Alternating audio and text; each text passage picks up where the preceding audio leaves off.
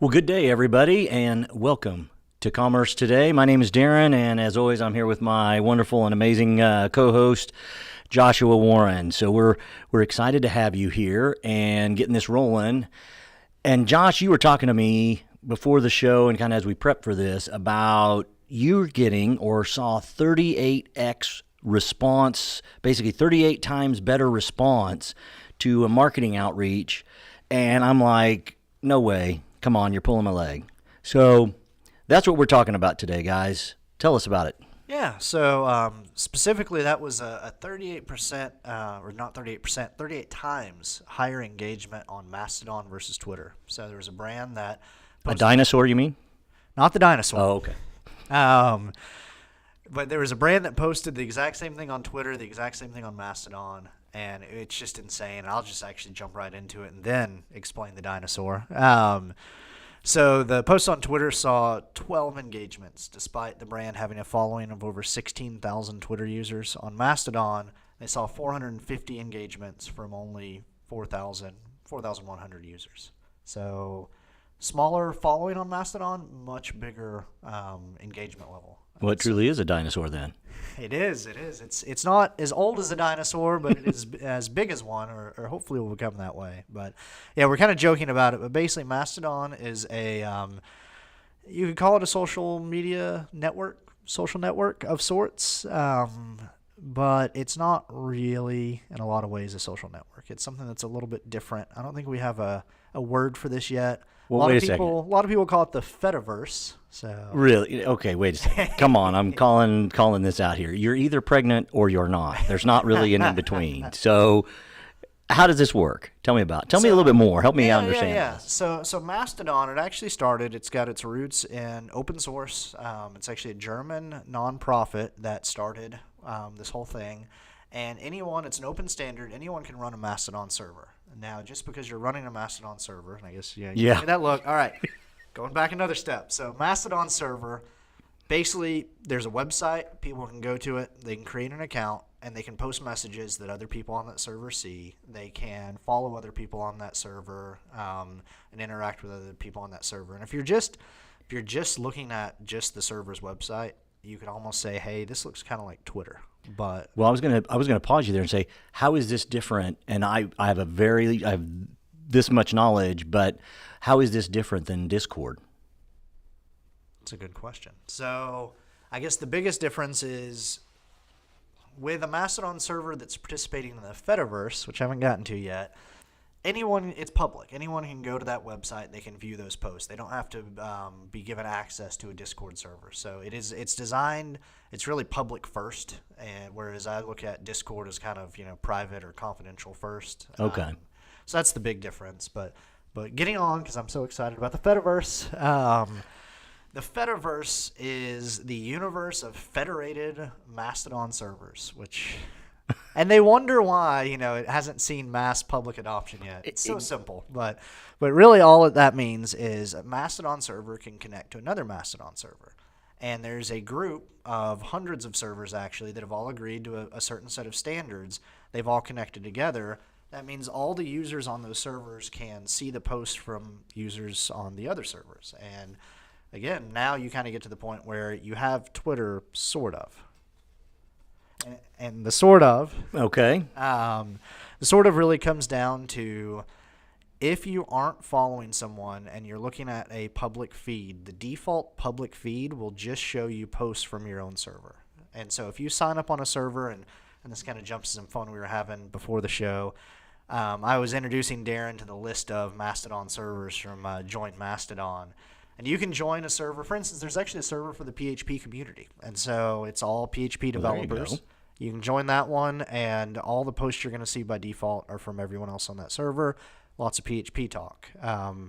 I was kind of joking earlier about there was a server called nerdculture.de. So for our German audience that considers themselves nerds, There you go. that could be the server for them. So Sprechen Sie Deutsch. Exactly. So you can pick a server based on an interest. You can pick it based on a geography. Some are just general purpose servers.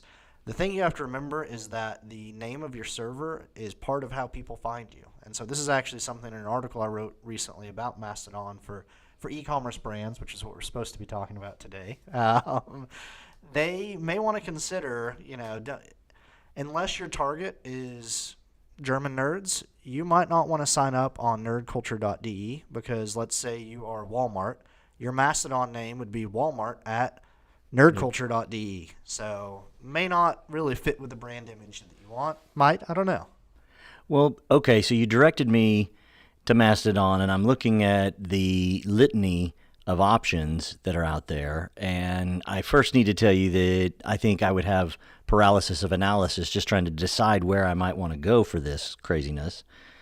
And then, okay, let's say I can finally get through it, or maybe I just put it on a wall and throw a dart at it or something like that. So once I end up there, am I stuck there? Can I not see anything? Is this kind of one of those lifelong sentences that I've banished myself to this location? No, so you can actually migrate your account to another server, and you can see posts and follow people on the other servers as well. And this gets back to, I kind of skipped past this, but in a lot of ways, while it predates the issues with Twitter lately, Mastodon was designed to basically prevent that from ever happening on Mastodon. It's designed to where you can't have one person that has all the control. You can't have one company that has all the control. So if you don't like something that's happening on the Mastodon server you're on, you can leave. You can go to a different server. You also have the risk of if the server you're on closes down, because servers cost money. So if the person running it or the company running it can't afford it, it could in theory close down. So you do want to select one that you feel like is going to be stable, and that's why on a lot of these you can actually view, or actually almost all of the Mastodon servers on Join Mastodon, you can view some information about who's running it, kind of the legal structure behind it, that sort of thing. So for instance, kind of getting back to some things I've been writing recently, if you're a brand that's targeting people just in New York City, let's say you're a local shop in New York, there's a Mastodon instance called masto.nyc you're going to be targeted and identified right there. If you're more of a broad-based brand, there's a lot of really generic ones that are more like mastodon.social and things like that you might want to consider joining. Well, yeah, and didn't we found that one that was DMV, that was the Washington, D.C., I can't remember the M. D.C., Maryland. Maryland and Virginia, yeah. And then I just passed one that was, there's even a Garden State that's social, that's New Jersey. So, yeah, it looks like you could find your niche, and all right, I can see how that would be pretty cool. But I guess how can merchants, is the advertising opportunity or the getting the information out opportunity, is it similar to what you would have in a Twitter environment or a Facebook or Instagram or let's call it the mainstream social networks? Now we got the mainstream social media. Yeah.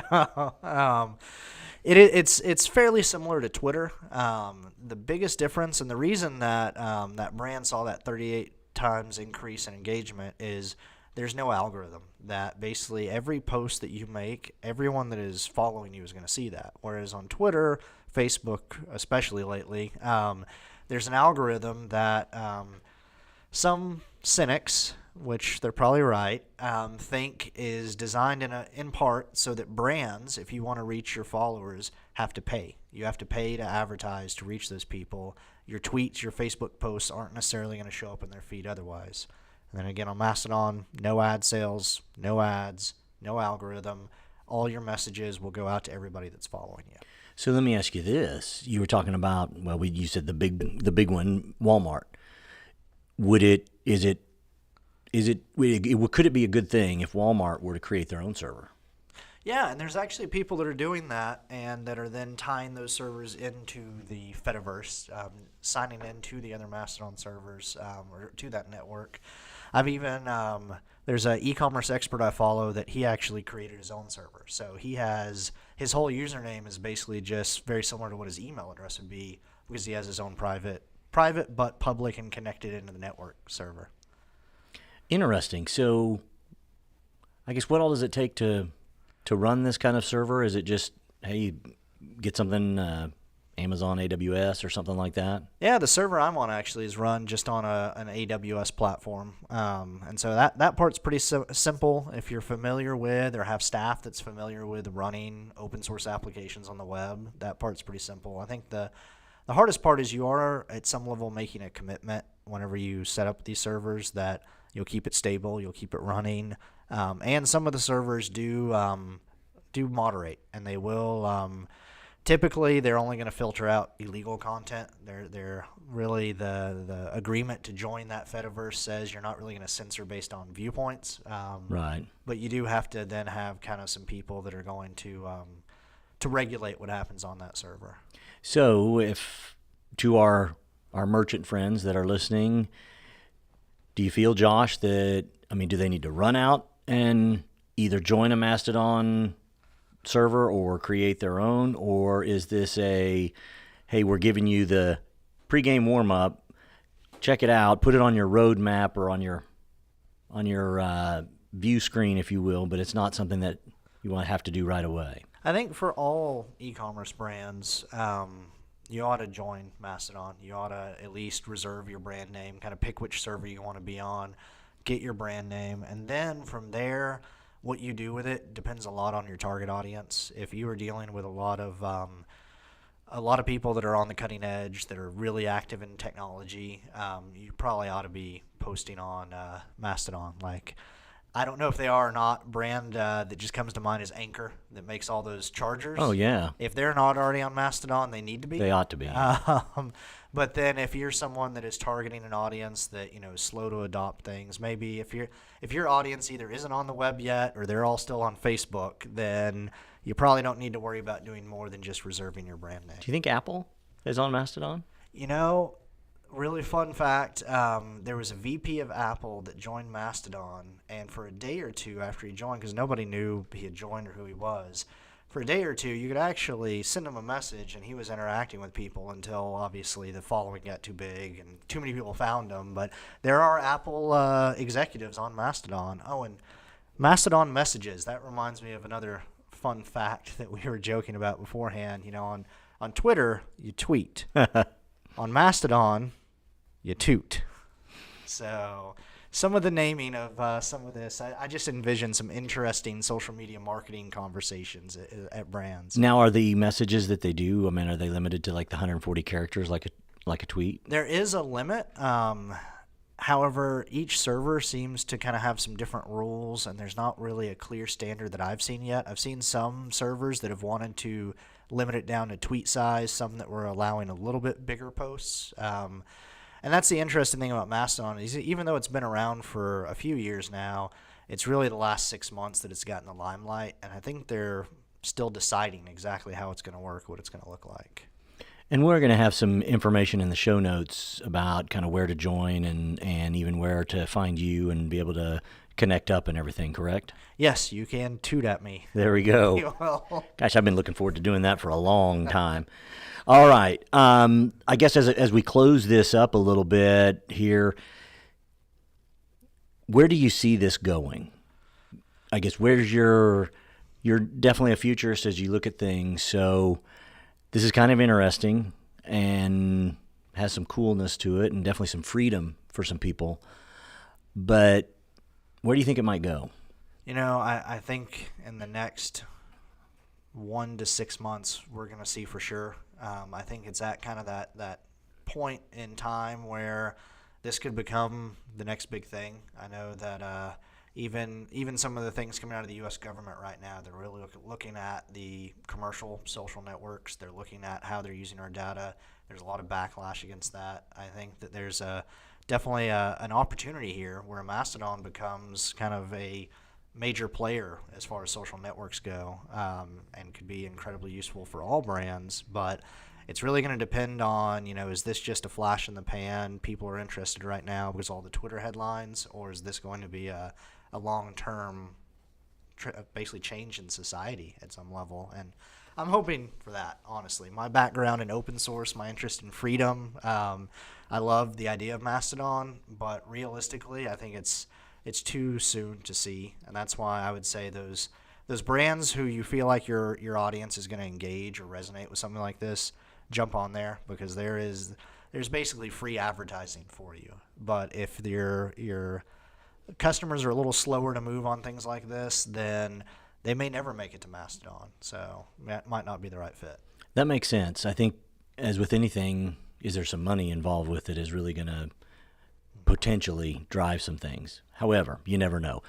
Well, folks, we hope you've enjoyed this. There's a lot here. I do want to remind you that based on this is all information, because Mastodon's changing on a, let's call it, hourly basis.